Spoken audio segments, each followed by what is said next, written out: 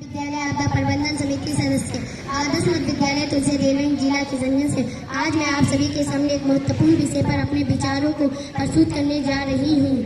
बिजली हमारे जीवन का एक अनिवार्य अंग बन चुकी है। आज के आधुनिक युग में बिजली के बिना जीवन की कल्पना करना भी कठिन है। यह हमारे घरों, उद्योगों, अस्पतालों, यातायात और शिक्षा में महत्वपूर्ण भूमिका निभाती है। बिजली की मदद से ही हम टेलीविजन, कंप्यूटर, मोबाइल, पंखे, लाइट और अन्य उपकरणों का उपयोग कर पाते हैं। लेकिन जहां बिजली हमारे जीवन को सुविधाजनक बनाती है, वहीं इसका असावधानी से उपयोग गंभीर दुर्घटनाओं का कारण बन सकता है। करंट लगने का खतरा। यदि कोई व्यक्ति नंगे तारों को छू ले या गीले हाथों से बिजली के उपकरणों का इस्तेमाल करे तो उसे करंट लग सकता है जो घातक हो सकता है। आग लगने का खतरा। शॉर्ट सर्किट या ओवरलोडिंग के कारण आग लग सकती है, जिससे जान माल की हानि हो सकती है। बिजली गिरने का प्रभाव। मानसून के दौरान बिजली गिरने से कई लोगों की मृत्यु हो जाती है। यदि सावधानी न बरती जाए तो यहाँ बहुत ही घातक हो सकता है। पर्यावरणीय प्रभाव। बिजली के उत्पादन के लिए जल, कोयला और अन्य प्राकृतिक साधनों का अत्यधिक दोहन किया जाता है, जिससे पर्यावरण पर नकारात्मक प्रभाव पड़ता है। सावधानियां और सुरक्षा उपाय।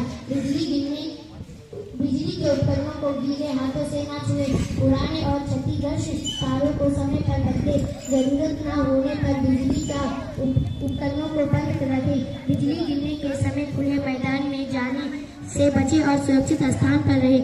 अधिक ऊर्जा बनाने के लिए सौर ऊर्जा और अन्य वैकल्पिक ऊर्जाओं का स्रोत का उपयोग करें। निष्कर्ष। बिजली हमारे जीवन का आसान और उत्तम बनाती है, लेकिन यदि इसका सही उपयोग न किया जाए तो यह विनाशकारी भी साबित हो सकता है। हमें बिजली के सकारात्मक उपयोग को अपनाना चाहिए और इससे दुष्प्रभावों को बचने के लिए ऐसे सुरक्षा उपायों का पालन करना चाहिए। धन्यवाद।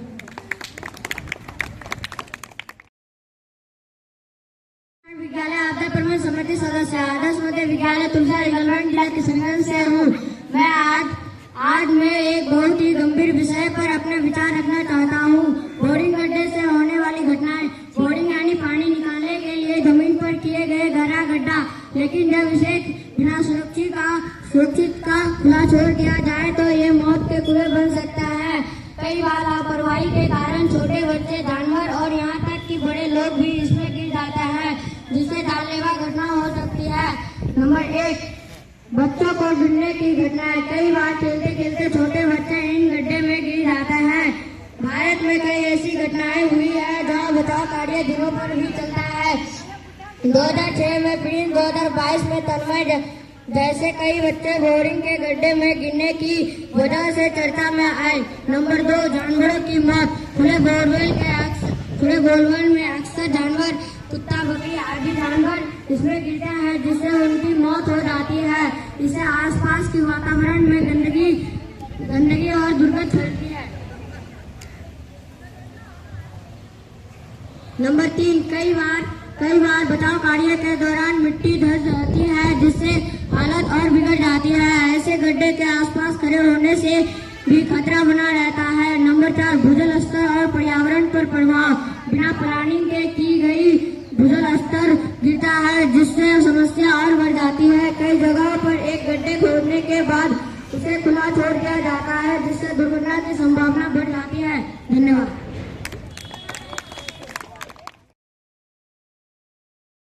विद्यालय आपदा प्रबंधन समिति सदस्य आदर्श मध्य विद्यालय तुलसी रेलवे जिला किशनगंज से हूँ।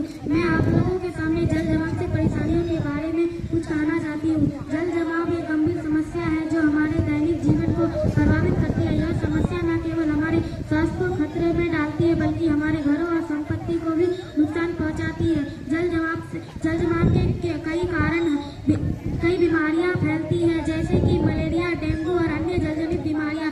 इसके अलावा जल जमाव से हमारे घरों में पानी भर जाता है, जिससे हमारे घरों की दीवारें और फर्श खराब हो जाते हैं। जल जमाव को रोकने के लिए हमें कई कदम उठाने होंगे। हमें अपने घरों के आसपास के क्षेत्रों को साफ रखना होगा, नालियों को साफ करना होगा और जल निकासी की व्यवस्था करनी होगी। इसके अलावा हमें जल संचयन के तरीकों को अपनाना होगा, जैसे कि वर्षा जल संचयन। हमें जल जमाव के प्रति जागरूकता फैलानी होगी और लोगों को इसके प्रति सचेत करना होगा। हमें अपने समुदाय में जल जमाव के प्रभावों के बारे में चर्चा करनी होगी और इसके समाधान के लिए काम करना होगा। अंत में जल जमाव एक गंभीर समस्या जो हमारे दैनिक जीवन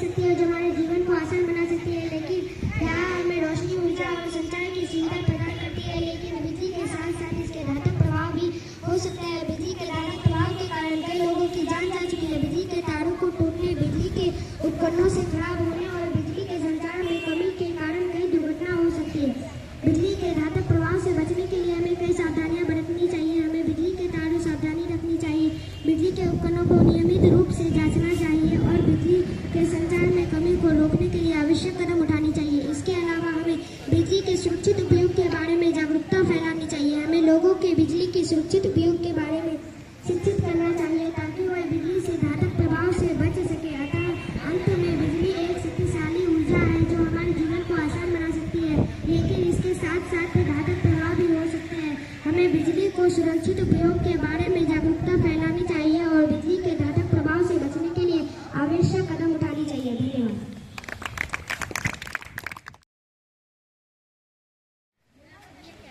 मैं फरहीन सबा बाल प्रेरक विद्यालय आद्या प्रबंधन समिति सदस्य आदर्श मध्य विद्यालय तुलसी दिगलबैंक जिला किशनगंज से हूँ। आज का सुरक्षित शनिवार का विषय बिजली से घात या झटका के विषय में जानकारी है। बिजली का झटका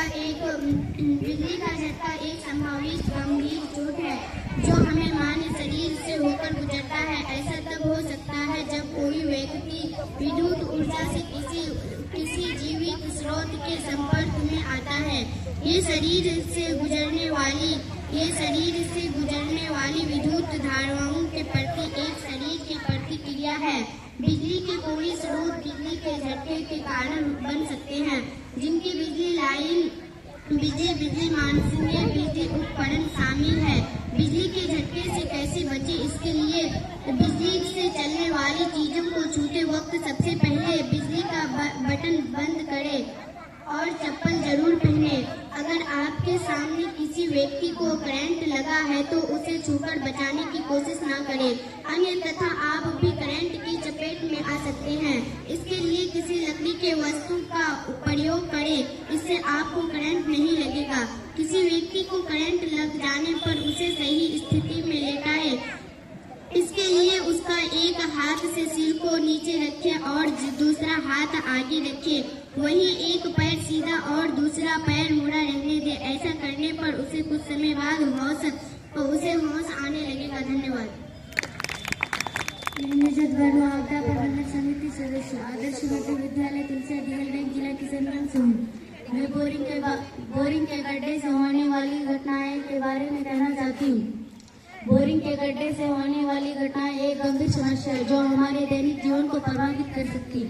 बोरिंग के गड्ढे के कई प्रकार घटनाएं हो सकती है, जैसे कि घटनाएं चोट और यहाँ तक कि मौत भी हो सकती है। बोरिंग के गड्ढे से होने वाली घटनाएं के कई कारण हो सकते हैं, जैसे कि अनियोजित बोरिंग, अनुचित सुरक्षा उपाय, अनुभवहीन कर्मचारियों। इसके अलावा बोरिंग के गड्ढे से होने वाली दुर्घटनाओं के लिए हमें मौसम की स्थिति भी जिम्मेदार हो सकती है। धन्यवाद।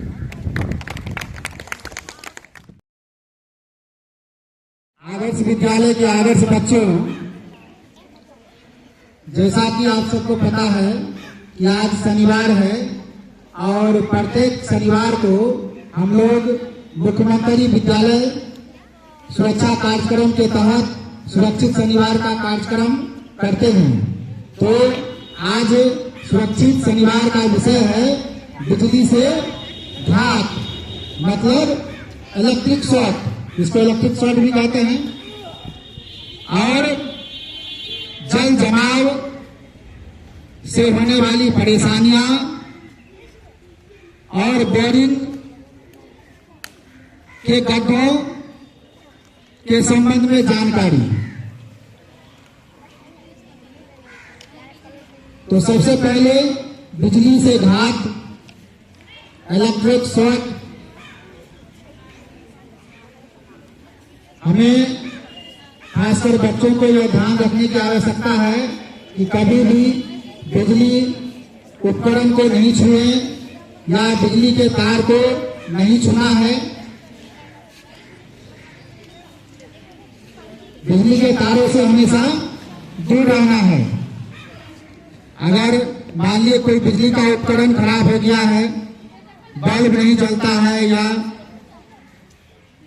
कोई बिजली का उपकरण नहीं चलता है, तो अपने से हाथ नहीं लगाना है। अगर नहीं जानते हैं तो उसको छूना नहीं है।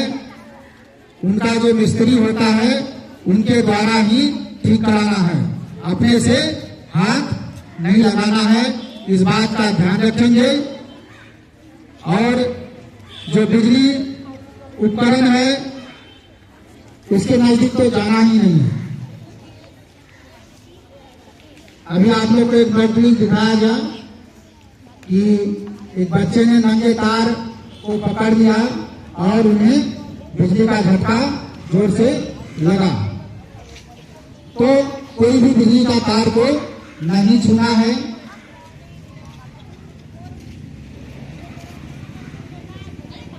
और दूसरा टॉपिक क्या था? जल जमाव। जल जमाव से परेशानियां आप लोग देखते हैं। बरसात के समय में जब बारिश होती है तो घर के आसपास या रास्ते में जल जमाव हो जाता है। जल जो है जमकर रह जाता है, जल वहां रुक जाता है। तो हमें यह ध्यान रखनी है कि घर के अगल बगल में कोई गड्ढा नहीं रहे, जल जमा नहीं हो। अगर जल वहां जमा है तो कुछ दिन बाद जो है उससे मच्छर पनप सकता है और उस मच्छर के काटने से मलेरिया, डेंगू, चिकनगुनिया जैसी बीमारियां हो सकती है। तो हमें प्रयास करना है कि घर के आसपास जहां हम रहते हैं या विद्यालय के आसपास कोई गड्ढा नहीं रहे, जल जमाव नहीं रहे। इस बात का ध्यान रखना है, नहीं तो उससे पनपने वाले मच्छर जो होते हैं उसके काटने से हमें बीमारी लग सकती है। ठीक है। उसके बाद तीसरा टॉपिक क्या था? बोरिंग के गड्ढों से होने वाली घटनाएं। हमारे इलाके में तो कम है। बोरिंग जो जमीन में पानी निकालने के लिए गड्ढा खोदा जाता है, बहुत बड़ा बड़ा गड्ढा खोदा जाता है और कभी ऐसा होता है कि उस गड्ढे को खुले छोड़ दिया जाता है। हालांकि इसके लिए प्रतिबंध लगाया हुआ है कि गड्ढा को जो है वैसे नहीं छोड़ना है, उसको जो है जाली लगा देना है या बंद रखना है। लेकिन बहुत जगह ऐसे गड्ढे रह जाते हैं जिसमें दुर्घटनाएं होती है। उस गड्ढे में कभी बच्चे गिर सकते हैं। बहुत सारी घटनाएं देश में हुई है कि बच्चे बहुत बार उस तरह के गड्ढे में गिर गए हैं, व्यक्ति गिर गए हैं। तो इस बात का ध्यान रहे कि बोरिंग के गड्ढे के नजदीक नहीं जाएं, ना ही उसमें जाकर बगल से झांकें, नहीं तो उसमें गिर सकते हैं। कोई अगर खुला गड्ढा है तो उसके नजदीक नहीं जाना है। अभी कुछ दिन पहले की बात है, हमारे ही दिघल में